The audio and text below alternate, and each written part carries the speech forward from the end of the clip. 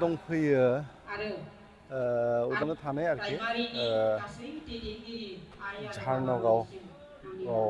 बेयाव मोनसे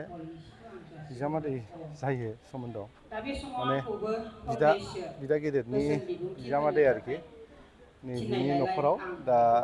ब्रह्म मन्दिर गावनि न'खरावनो आरो जेनेबा बिदि बानायना लादों बेखौनो आं नोंथांमोननो एसे दिन्थिनो आखाइसमोन नै माबायदि नुदों आं बायह्रानिफ्राय खोन्थाबाय दे नै मन्दिरा ब्रह्म मन्दिर आरो मोजां बानायदों थारैनो नंगौ जाहारिजु मनि ब्रह्म आफाया जोबोद मोजां बायदिसो मोनदों लांगोना मोनफैनाय लोगो लोगो आंनि गोसो गोरबोआ जेरै शास्त्र बिजाबाव फरायनाय बेबायदि गोजोननाय मोनदों बाहेरा मन्दिर आरो इसिं मन्दिर दिनै नैबे बाहेरा मन्दिराव जोङो मन्दपाव बन जाबनानै गोदै गोथाव मोदोमफ्रु मिलौदो मुवाखौ लानानै जोङो मुलुग मोजांनि थाखाय सानफ्रामबो जायखौ जाबा साइस्थ' पुस्थ' जायो बेखौ होनानै जोङो बारहावाखौ सोदांनो हायो आरो जोंनि गोसो गोरबो अन्तर बेखौ जोङो रिफु नाथाय सरकार धर्म होननानै लाखिदोंब्लाबो गोदोनि मुगायाव बेबायदिनो प्रसार बारा अभियान गैयिफ्राव बेबायदिनो ब्रह्म धर्मनि सिङाव मा दङ बे सैथो धोरोम होनदों बे सैथो धोरोमा मा मावबा सैथो जायो बेखौ दिनै जोङो जुगदान लाहैयाखैमोन आफामोनजों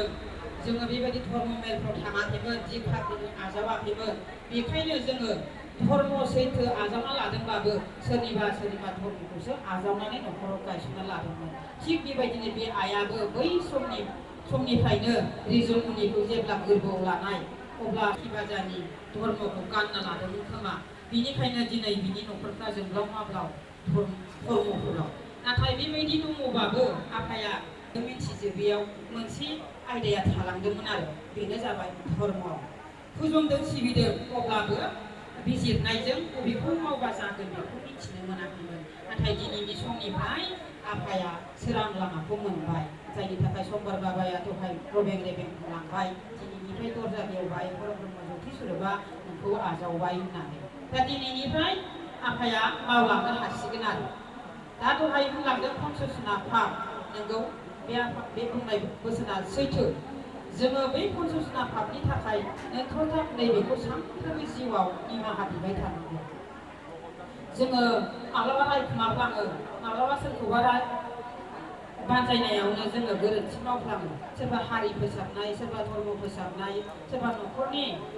बेबायदिनो साख्रि बाख्रि मावनायफ्राव सोरखौबा बेबायदिनो जोङो गोबां बुंफ्लांनाय जायो बेफोरनि थाखाय आरो बायदिसिना अन्न बुथारनो होननानै बुथाराबाबो जोङो नस्थ' खालामो नङा होमबा नै बेफोरनि थाखायनो बाबाया दहाय थख' बुंलांबाय बे पन्चसन थिग बे रोखोमैनो जोंबो जोंनि फाबखौ जुदि दिनैनि जुदि बोस्रांनानै लायाबा फाबा रोजा जाबाथाय बबेखौ मावगोन बबेखौ थागोन खस्थ' मोनो आरो बेनिखायनो दिनै गुरुनि बोसोनखौ थख' जाहाथे रिजुमुनि बाबा जाहाथे न'खराव दैदेनलाङो आरो बिनि आइ बे आइया न'खर धर्मआव थानानै सासे बिमा सासे फोरोंगिरि महर लानानै जाहाथे न'खर आश्रमाव थानानै न'खर धोरोमखौ दैदेनलाङो ओंखायनो ब्रह्म ससिबनारायण आफाया न'खर आश्रमखौनो बयनिख्रुइ साबसिन धोरोम होननानै बुंखादों बे न'खरावनो सुखु दुखु मालाबा गाबनाय मालाबा मिनिनाय मालाबा रंजानाय बिनि देरसिन जेबो गोजोननाय गैया होनदों आरो बे न'खर धोरोमावनो गासिखौबो गियान लालायनो मोनलायनायनि राहा दं होनथारो बेयावनो मोना नङा होमबा दालाय आइ होनाय आफा होनाय दै होनाय आदा बाजै होनाय गासिखौबो से नै थाम होनाय बे न'खरा सुबुंखौ दैदेनो ओंखायनो दिनै रिजुमुनि आफाया बे सानै गथ'खौ दैदेनलांनो थाखाय आरो गावनि गोरबो इसिंखौ साफा खालामलांनो थाखाय दिनै सासे जोबथा गुरु थामथि गुरुखौ लोगो मोनबाय दहायनो रेबें बुंलांबाय रिजुमुनिफोरनि उदाहरन दा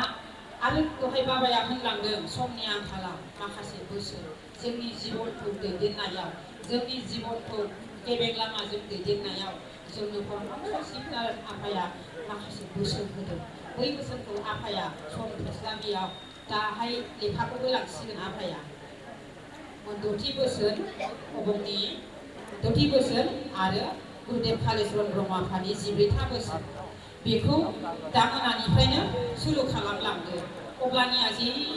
जिउआव आन्दायनाय नंला आरो नोंनि खोमायाव सोरबा सोरबा बायदिसिना सोफैगोन जुदि नों बे बोसोर फारसे थाङोबा बेखौ सोरबा लाख लाख थाखा होनानै नै आंनि धर्मखौनो लादो नै दिनै नों बेखौ गायसनदो होनबा बे मालाबाबो नोंखौ फेलेंनो हानाय नङा आरो नाथाय बे बोसोर बायदि थाङाबा नोङो बिहुर दं आरो दा गोबां आफामोना होबोबाय नाथाय दिनै जोङो बेखौ नोजोर खालामैयाव हाजार हाजारबाबो जोङो लानो हाया नाथाय दिनैनिफ्राय माने 1 घन्टायाव दा बेयाव होनदों मोनदोंथि बोसोना दहाय बाबाया होनलांदों मालाबा मोनसिगोन दा बेखौ आं एसे गिदिंखौ होना गालांसै बेयाव मा होनदों अमुकनि बोसोर फालिनायानो जिबिफोरनि दुखु दाहा होखारनायनि मोनसेल' राहा आरो गोनांथार होननानै परमहंस शिब नारायण आफाया होनदों बेयाव होनदों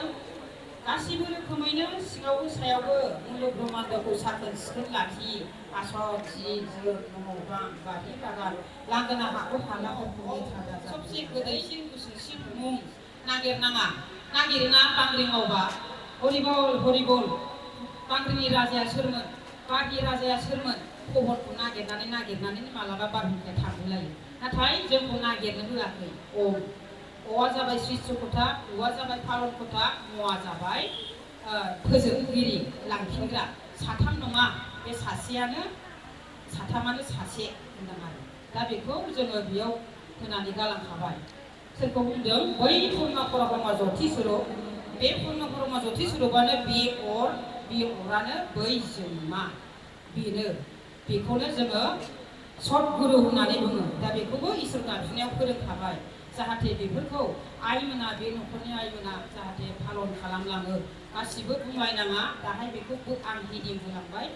गोलाव बुंलांनो थाखाय जोंहा सम थोआ आरो गुरुदेव कालिचरननिखौबो आं एसे हिदिंखौ होनलांसै बाबाया दहाय सम थोआसै नालाय बाहायबो होनलांदों 14था आयदायाव धोरोम सिनायनानै रायजो जानाय बायदि मोजां गैया इसोर खुलुमनायखौ जेरै नागारबोदों बिमा बिफाखौ खुलुमनो बावदों उन्दैफोरखौ अननो रोङै जाबोदों जेनिबो दुखु गाज्रि बेमार रग निदान आफोद खैफोद जोबनो गैयि जादों नंगौ बे बाथ्राया दा जेसेबां आइ आफामोना सानाय सुनाय बायदिसिना जालांजोबदों बेमार हमनो हायै जों नैबे खामानिखौ मावाखै नालाय मुलुगानो सोदां जायासै दिनै जों सानफ्रोमबो ओंखाम लायगारो सानफ्रोमबो गाज्रि गुज्रि जोङो माबा माबि मैला मैलि जों बाहायो बै गाज्रिखौ सोदांनो थाखायनो नैबे एक जात्र जगनिखायनो बेखौ जाहाथे गुरुनि बोसोन बायदि थख' थख' मावलांथोंसै जेरै बिनि बिहाव आरो आफायानो दिनै दिखा गुरुखा गुरुनावसो आंथ' हनै बेहाय फैनाय बोसोनगिरि आफामोना आंखौ बोसोन होजोबनाय जेरै मोनसेराम आफा बे बोथोराम आफायाबो आंखौ सानसे समाव प्रसाद अभियानाव जोंनि गामियाव थांदोंमोन जग होबोनायाव आंखौ थोथोरबो आङो होबाय बेनिफ्राय बे आफाया आंखौ थुलुंगा होबोदों नों आइ सासे आइ मोनबाय जों बबे गामियाव होननानै बिनि बुंनायखौनो आङो थुलुंगा बेबायदि प्रग्राम लानानै बे 12था गामियाव इग्लुंबाय थादों बेबायदिनो नैबे आफानावबो बेबायदिनो न'खर बानजायफैदों थारैनो खोनासंनानै दिनै बे गिदिरथार मन्दिरखौ बे लुनो हादों थारैनो गुरुफोरनि बोसोनखौ मानिदों बेखायनो आङो सनारिपारा गामिनि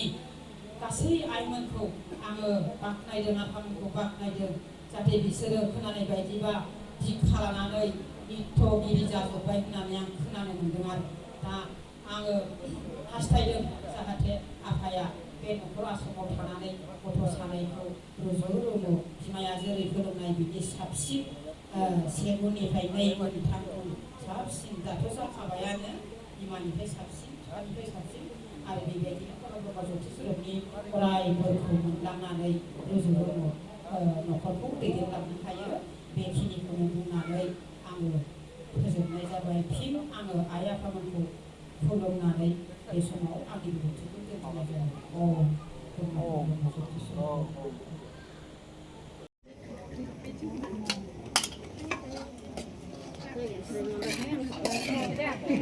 ओरैनो मोजां दा खबरफ्रा दे जादो गोसो बायदि जा दिनै माने मन्दिर गोदान बेखेवनायाव बयबो गोबाव सम नेबाय ओमफ्राय दा ओंखाम उखैबाय नालाय बयबो जाबाय आरोखि मा आइटेमथाय आइटेमाथ' गोथाव जाखागोन सफैजोबाखै लासै आंनावबो नै होजेनबाय नै आंना बिहामजोआ माबा दालि दा मा होनदों माबा रानदों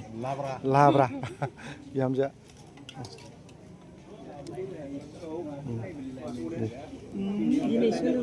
औ औ मबाइलखौ नायाबा नों मबाइल नायाबा मबाइलाव नुबाय थागौ आंखौ